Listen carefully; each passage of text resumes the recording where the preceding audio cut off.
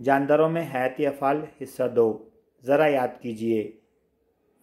जानदारों में अहम हयाती अफ़ाल कौन से हैं? तनफ़ुस,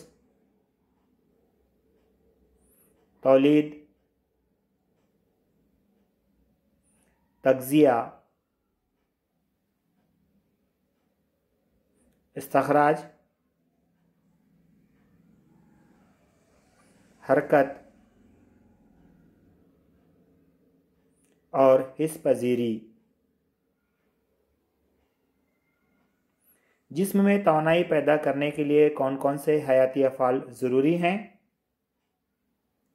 तनफ़ुस और दौरान खून।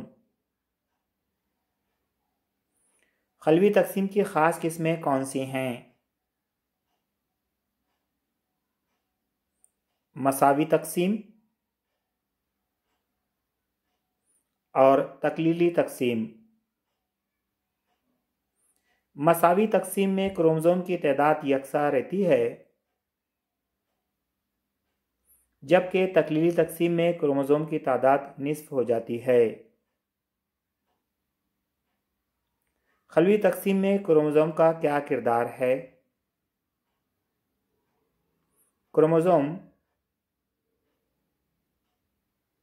की वजह से वालिदैन के खलियात से DNA उनके दुख्तर खलियात में मुंतकिल होता है।